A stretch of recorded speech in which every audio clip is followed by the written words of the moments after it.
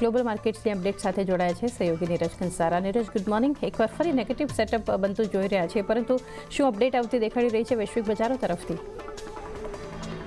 જી good morning. ચાંદની આપણને થોડો ઘણો ઘટાડા તરફે જ કારોબાર ગઈકાલે યુએસના બજારોની અંદર જોવા મળ્યો હતો. જુઓ, ગઈકાલે આપણને ડાઉ, S&P 500, નાસ્ડેક ત્રણ લગભગ આપણને ઘટતા જ દેખાયા હતા. અને એમાં નાસ્ડેકમાં 1% સૌથી વધારે ઘટાડો ગઈકાલે આપણને આવતો દેખાયો. ખાસ કરીને અમેરિકાની કંપનીઓના ઘણા બધા પરિણામો આવતા જોવા મળ્યા અને આ પરિણામો નબળા રહ્યા છે, જેને કારણે અહીંયાથી આપણને ઘટાડો આવતો ખાસ કરીને જોવા મળ્યો છે. જોકે એક તરફ ગઈકાલે એરબીએનબીના શેરમાં એક બહુ મોટો ઘટાડો આવ્યો. જો કે એરબીએનબીનું કહેવું છે કે અહીંયા યુએસની અંદર આવનારા સમયમાં માંગ થોડી ઘટી શકે છે અને FY24માં ડિઝનીના પોતાનો અર્નિંગ ગ્રોથ છે એ વધારીને લગભગ 30% જેટલો કરી નાખ્યો છે અને થીમ પાર્કથી જે આવક છે એની અંદર ઘટાડાની આશંકા ડિઝનીએ અહીંયાથી વ્યક્ત કરી છે. એટલે જે કંપનીઓના અપડેટ આવ્યા છે એને લઈને સ્ટોક સ્પેસિફિક પણ થોડો ઘણો આપણને ઘટાડો જોવા મળ્યો, પરંતુ ઓવરઓલ ગઈકાલે અમેરિકાના બજાર ઘટાડા સાથે જ બંધ થયા છે. જો ગઈકાલે સૌથી વધારે ઘટાડો આવ્યો એમાં જો એરબીએનબી, સુપર માઇક્રો કમ્પ્યુટર, નોવાર્ડિક, વોલ્ટ ડિઝની આ બધા કાઉન્ટરનો સમાવેશ થાય છે અને આ ઘટાડાના આ ફિગર્સ છે ગઈકાલે આપણને ખાસ કરીને જોવા મળ્યા. પરંતુ ગઈકાલે તમને દરેક સેક્ટરમાં પણ આપણને એક બહુ મોટો ઘટાડો જોવા મળ્યો, જેમાંથી જો રિયલ્ટી સેક્ટર લગભગ 1%ની આસપાસ ઘટ્યું છે. Healthcare, IT, material, consumer discretionary આ બધા સેક્ટરની અંદર ગઈકાલે આપણને ઘટાડા તરફી કારોબાર જોવા મળ્યો છે.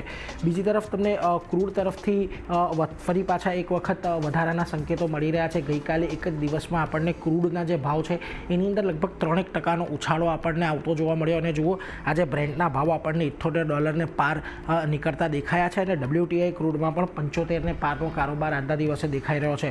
યુએસમાં જે ઇન્વેન્ટરી છે એ અનુમાનથી વધારે ઘટાડો આપણને જોવા મળ્યો છે, એને કારણે આપણને ગઈકાલે આ ક્રૂડની અંદર એક ટેકનિકલ સ્પાઇક જોવા મળ્યો છે, એટલે એના પર એક ધ્યાન રાખશું. બીજી તરફ તમને કોપરમાં પણ એક ઘટાડા તરફી કારોબાર ગઈકાલે જોવા મળ્યો છે. જો ઇન્ટરનેશનલ માર્કેટમાં કિંમતોની અંદર ગઈકાલે કોપરમાં એક સારો એવો ઘટાડો આવ્યો છે અને 5 મહિનાના નીચલા સ્તર પર કોપર અહીંયાથી ખાસ કરીને પહોંચી ગયું છે. બીજી તરફ તમે જોશો કિંમતો સતત આ ત્રીજો મહિનો છે કે કોપર જ્યાં આગળ ઘટાડા તરફી કારોબાર દર્શાવી રહ્યો છે અને LME જે લંડન મેટલ એક્સચેન્જ એના પર ભાવ $8,900 આજુબાજુ પહોંચી ગયા છે અને CME પર $4 નીચે અહીંયા ભાવ પહોંચતા દેખાયા છે. હવે ખાસ કરીને શેના માટે અહીંયાથી દબાણ આવી રહ્યું છે? જો યુએસની અંદર જે મંદી વધારે ઘેરી બનવાના એક અત્યારે એંધાણ ચાલી રહ્યા છે, જેને કારણે મેટલની માંગ ઘટે એવું એક અનુમાન છે. ચીનની આર્થિક અસ્થિરતાને લીધે પણ અહીંયાથી ભાવ ઘટી રહ્યા છે અને ચીનીમાં પણ એક માંગ જે છે થોડીક નબળી છે.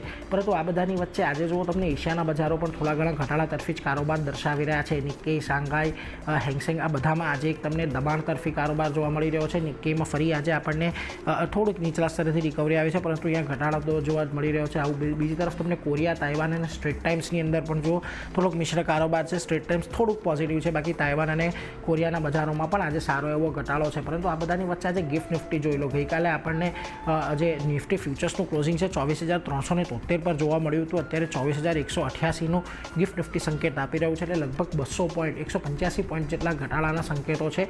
અને આજના દિવસમાં આપણી વીકલી એક્સપાયરી અને RBIની પોલિસી બંને છે, એટલે એ પણ ફોકસમાં રાખવાનું છે આજના દિવસે. પરંતુ અત્યારે જે શરૂઆતી સંકેત આપણને મળી રહ્યા છે ઘટાડા તરફી જ છે. ચાલો જી નીરજ,